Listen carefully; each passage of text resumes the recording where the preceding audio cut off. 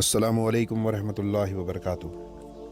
दोस्तों, दुनिया के लोग अमूमन दो ही किस्म के सफ़रों से वाकिफ़ हैं। एक सफ़र वो जो रोटी कमाने के लिए किया जाता है, दूसरा जो सैर व तफरीह के लिए किया जाता है। इन दोनों किस्म के सफ़रों में अपनी गर्ज़ और अपनी ख्वाहिश आदमी को बाहर निकलने पर आमादा करती है। घर छोड़ता है तो अपनी गर्ज़ के लिए, बालो बच्चों और अजीज़ों से जुदा होता है तो अपनी खातिर, माल खर्च करता है या वक्त सर्फ करता है तो अपने मतलब के लिए। लिहाजा इसमें कुर्बानी का कोई सवाल नहीं है। मगर यह सफ़र जिसका नाम हज है, इसका मामला और सब सफ़रों से मुख्तलिफ है। यह सफ़र अपनी किसी गर्ज़ के लिए या अपनी नफ्स की ख्वाहिश के लिए नहीं है, बल्कि सिर्फ अल्लाह के लिए और उस फ़र्ज़ को अदा करने के लिए है जो अल्लाह ने मुकर्रर किया है। इस सफ़र के लिए कोई शख्स तब तक आमादा नहीं हो सकता जब तक इसके दिल में अल्लाह की मोहब्बत ना हो, उसका खौफ ना हो और उसके फ़र्ज़ को फ़र्ज़ समझने का ख्याल ना हो। बस जो शख्स अपने घर बार से एक लंबी मुद्दत के लिए अलहदगी, अपने अजीज़ों से जुदाई, अपने कारोबार का नुकसान, अपने माल का खर्च और सफ़र की तकलीफ़ें गवारा करके हज को निकलता है, उसका निकलना खुद इस बात की दलील है कि इसके अंदर खौफ खुदा और मोहब्बत खुदा भी है और फ़र्ज़ का एहसास भी। और इसमें यह ताकत भी मौजूद है कि अगर किसी वक्त खुदा की राह में निकलने की ज़रूरत पेश आए तो वो निकल सकता है, तकलीफ़ें उठा सकता है, अपने माल और अपनी राहत को खुदा की खुशनुदी पर कुर्बान कर सकता है। हज के माना अरबी ज़बान में ज़ियारत का कसद करने के हैं।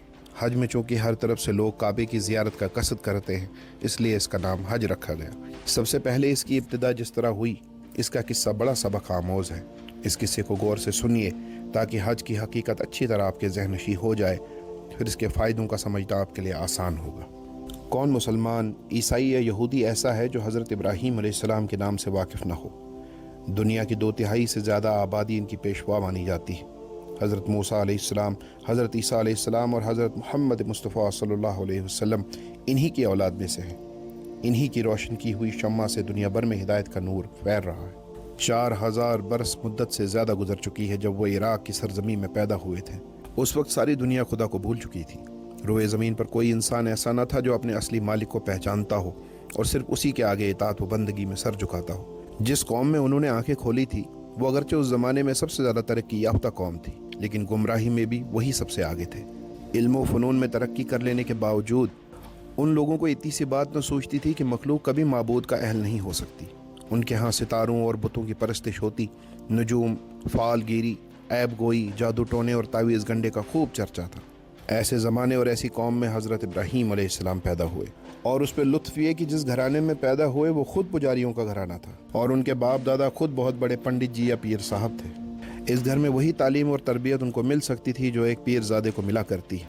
इस कौम की बातें बचपन से कानों में पड़ती थीं और वही पीरों और पीरज़ादों के रंग ढंग अपने भाई बंधु और बिरादरी के लोगों में देखते थे। वही नज़र नियाज और चढ़ावे जिनसे उनका ख़ानदान वालो माल हो रहा था, उनके लिए भी हाजिर होते। इसी तरह लोग उनके सामने भी हाथ बजोड़े और अकीदत से सर झुकाए मौजूद होते। इस अंधेरे में जहाँ कोई एक आदमी भी हक़ को जानने और मानने वाला मौजूद न था, ना तो कोई उनको हक़ की रोशनी ही कहीं से दिला सकता था, न किसी मामूली इंसान के बस का ये काम था कि इस कदर ज़बरदस्त ज़ाती और ख़ानदानी फ़ायदों को लात मार कर महज सच्चाई के पीछे दुनिया भर की मुसीबतें मोल लेने पर आमादा हो जाए।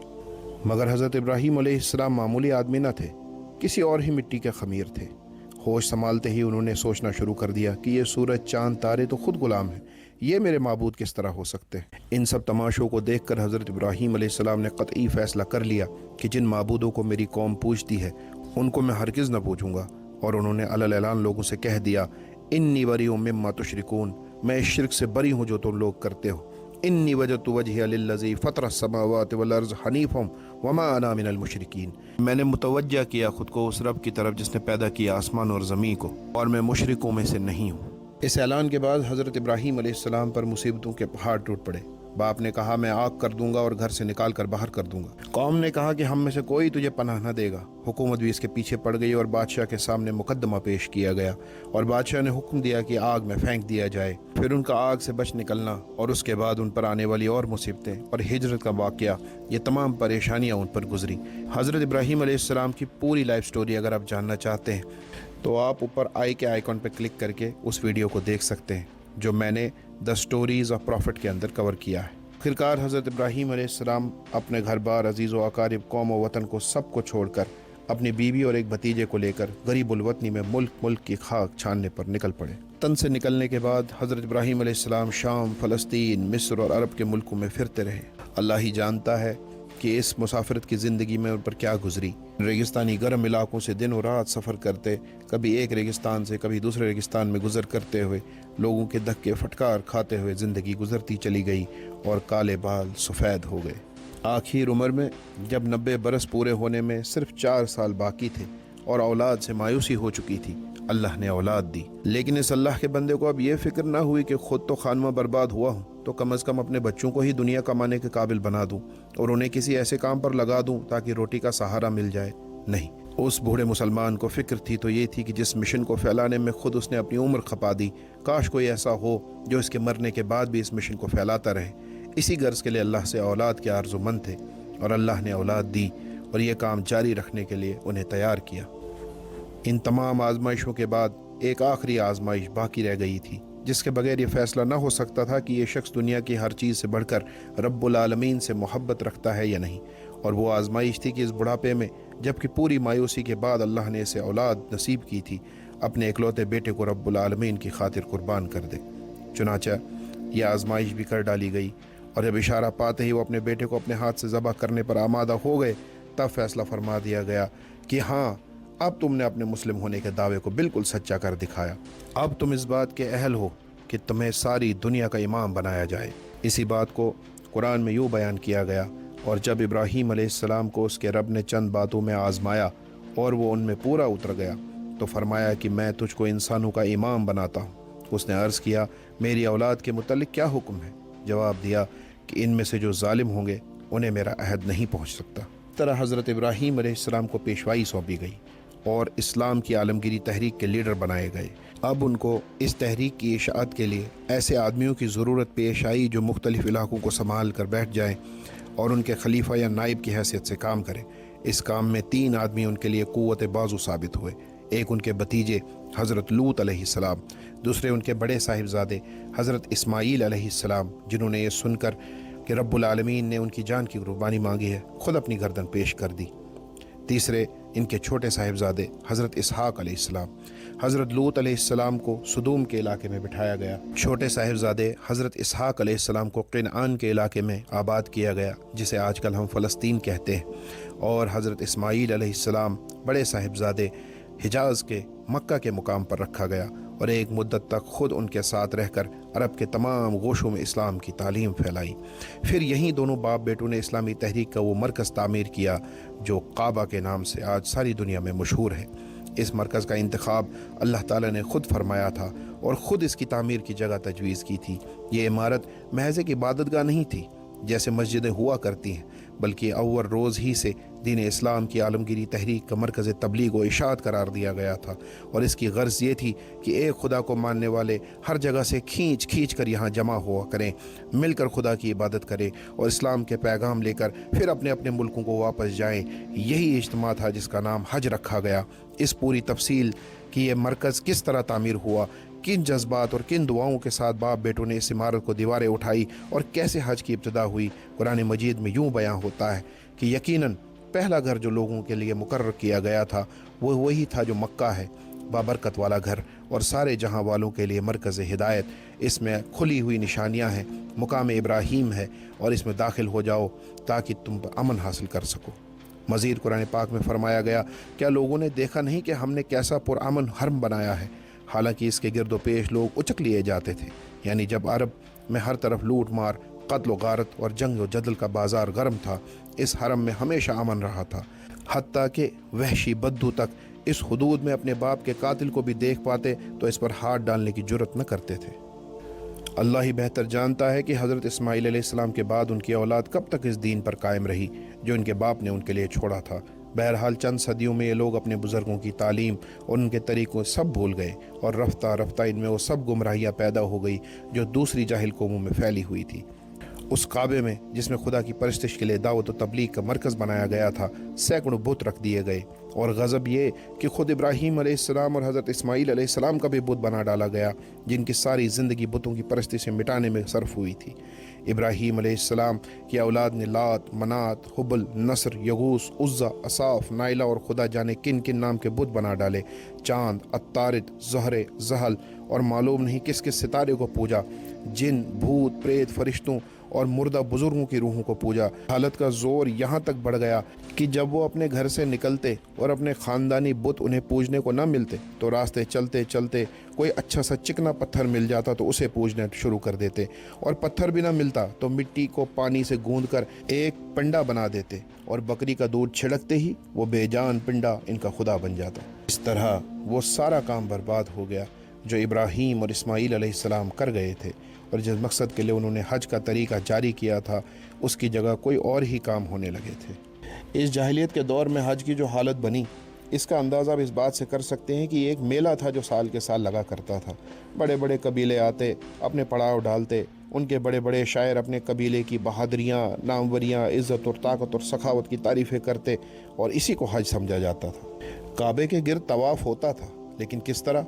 औरत मर्द सब नंगे होकर तवाफ़ करते और कहते थे कि खुदा ने के सामने भी तो ऐसी ही हालत में जाएंगे जैसे माँ ने हमको जना था। इब्राहीम अलैहिस्सलाम की मस्जिद में इबादत होती थी, मगर कैसी? तालियां पीटी जाती, सीटियां बजाई जाती थी और नरसंगे फूके जाते थे। खुदा का नाम पुकारा जाता, मगर किस शान से? क्या आप जानते हैं? वो कहते थे लब्बैक अल्लाहुम्मा लब्बैक ला शरीक लक इल्ला शरीकन हुवा लक तमलिकु ममालिक, यानी मैं हाजिर हूँ, तेरा कोई शरीक नहीं मगर जो तूने अपना खुद शरीक ठहराया हो, तो इसका भी मालिक है और इसकी मिल्कियत का भी मालिक है। के नाम पर कुर्बानियाँ भी करते थे, मगर किस बदतमीज़ी के साथ कुर्बानी का खून काबे की दीवारों पर लथेड़ा जाता और गोश्त दरवाजे पर डाल दिया जाता था, गोया नौज़ बिल्लाह खुदा खून और गोश्त का तालिब हो। हज़रत इब्राहीम अलैहिस्सलाम ने हज के 4 महीनों को हराम ठहराया था और हिदायत की थी कि इन महीनों में किसी किस्म की जंग व जदल ना हो। ये लोग उस हुर्मत का इस हद तक ख्याल रखते थे कि जब लड़ने का जी चाहता तो महीनों को आगे पीछे कर देते, और जब लड़ने से बचना चाहते तो उन महीनों को फिर फेर बदल करके अपनी मनमर्जी के हिसाब से चला लेते थे। यह हालत कम व बेश 2000 बरस तक रही। इस तवील मुद्दत में कोई नबी अरब में पैदा न हुआ, न किसी नबी की खालिस तालीम अरब के लोगों तक पहुँची।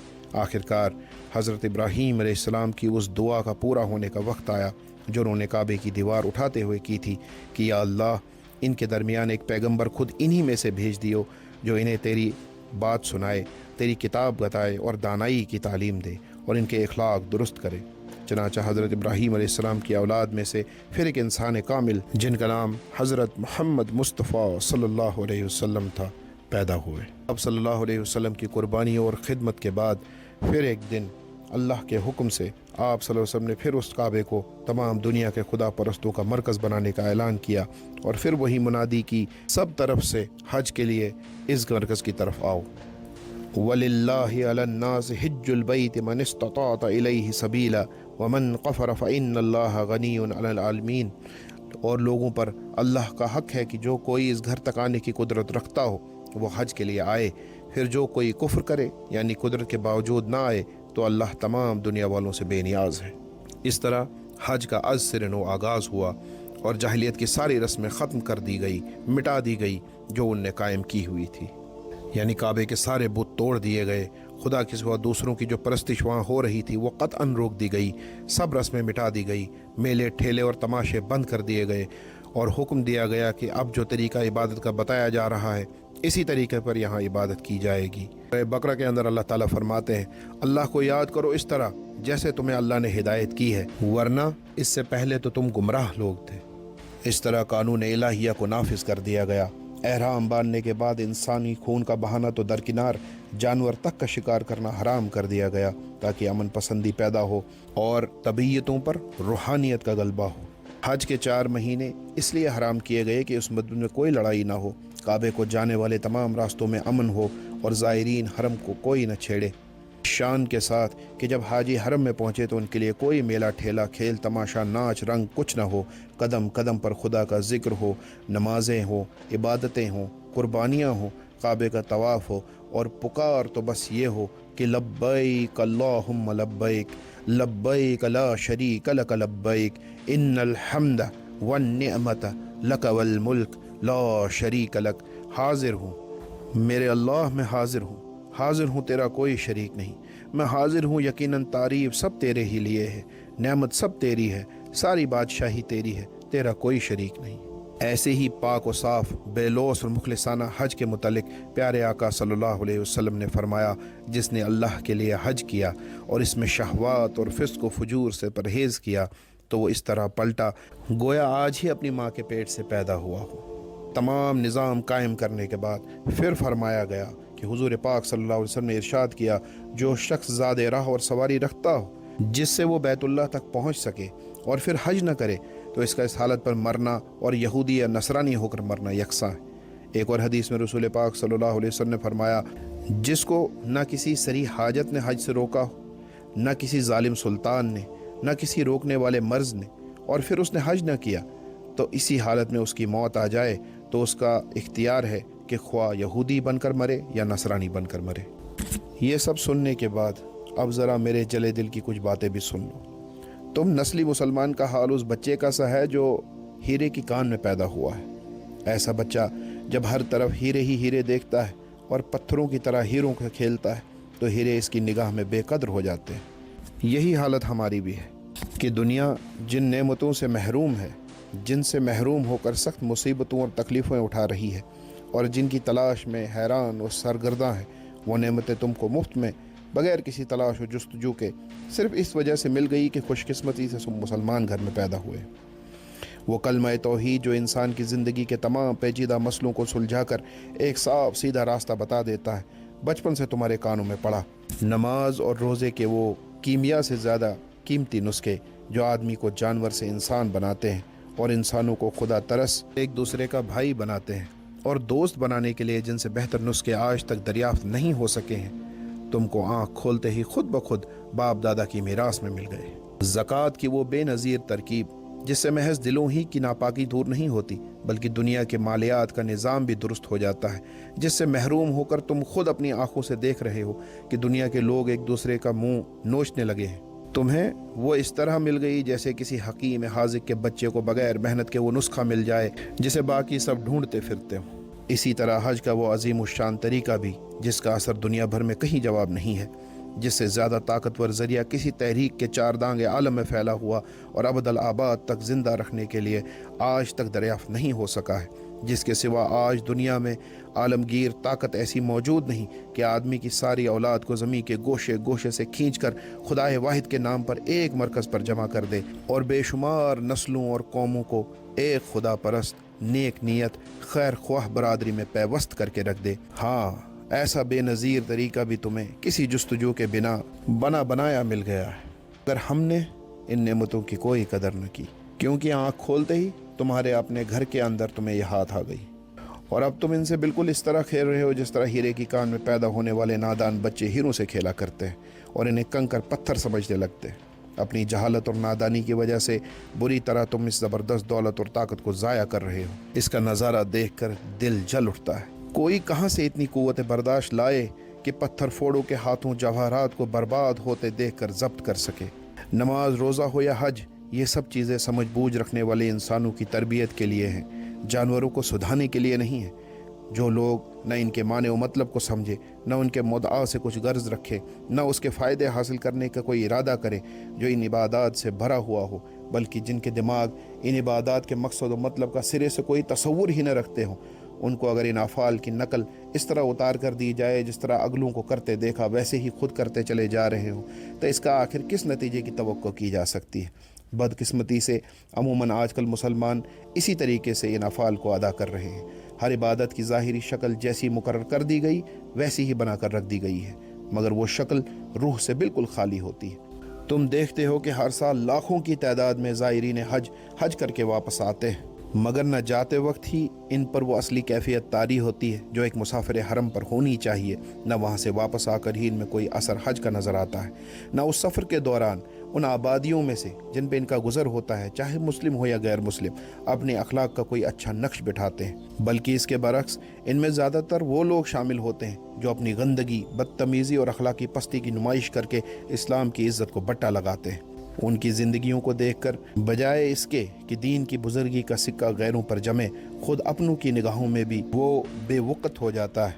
यही वजह है कि हमारी अपनी कौम के बहुत से नौजवान आज हमसे पूछते हैं कि ज़रा इस हज के फ़ायदे तो हमें समझाओ, حالانکہ یہ حج وہ چیز تھی کہ اگر اس سے اصلی شان کے ساتھ ادا کیا جاتا تو کافر تک کے اس کے فائدوں کو اعلانیہ دیکھ کر ایمان لا سکتے تھے۔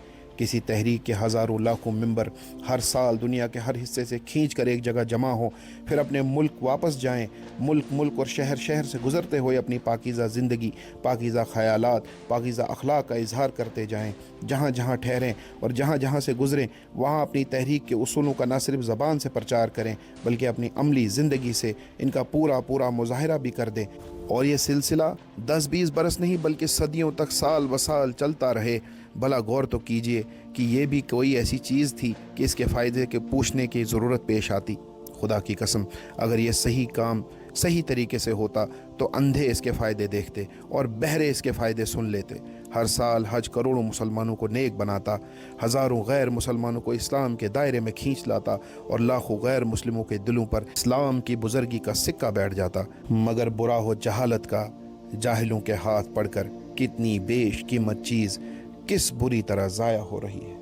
حج کے پورے فائدے حاصل ہونے کے لیے ضروری تھا کہ مرکز اسلام میں کوئی ایسا ہاتھ ہوتا جو اس عالمگیر طاقت سے کام لیتا، کوئی ایسا دل ہوتا جو ہر سال تمام دنیا کے جسم میں خون صالح دوڑاتا رہتا، کوئی ایسا دماغ ہوتا جو ان ہزاروں لاکھوں خداداد قاصدوں کے واسطے دنیا بھر میں اسلام کے پیغام پھیلانے کی کوشش کرتا، اور کچھ نہیں تو کم از کم اتنا ہی ہوتا کہ وہاں خالص اسلامی زندگی کا ایک مکمل نمونہ موجود ہوتا، اور ہر سال دنیا کے مسلمان وہاں سے صحیح دینداری کا تازہ سبق لے کر پلٹتے۔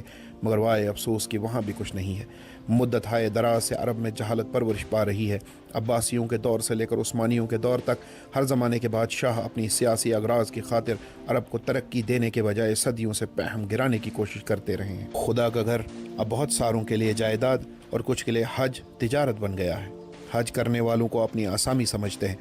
مختلف ملکوں میں بڑی بڑی تنخواہیں پانے والے ایجنٹ مقرر ہیں تاکہ آسامیوں کو گھیر کر حج کے لیے بھیجیں۔ ہر سال اجمیر کے خادموں کی طرح ایک لشکر کا لشکر دلالوں اور سفیری ایجنٹوں کا مکہ سے نکلتا ہے تاکہ دنیا بھر کے ملکوں سے آسامیوں کو گھیر لائے، قرآن کی آیتیں اور حدیث کے احکام لوگوں کو سنا کر حج پر آمادہ کیا جائے، نہ اس لیے کہ انہیں خدا کا عائد کیا ہوا فرض یاد دلایا جائے بلکہ صرف اس لیے کہ ان کے احکام کو سن کر یہ لوگ حج کے لیے نکلے تو آمدنی کا دروازہ کھلے۔ گویا اللہ اور اس کے رسول صلی اللہ علیہ وسلم نے یہ سارا کاروبار انہی محنتوں اور ان کے دلالوں کی پرورش کے لیے پھیلایا تھا۔ پھر جب اس فرض کو ادا کرنے کے لیے آدمی گھر سے نکلتا ہے تو سفر شروع کرنے سے لے کر واپس آنے تک ہر جگہ مذہبی مزدوروں اور دینی تاجروں سے سابقہ پیش آتا ہے۔ معلم، متوفف، وکیل متوفف، قلید برادر کعبہ اور خود حکومت حجاز سب تجارت میں حصے دار ہیں۔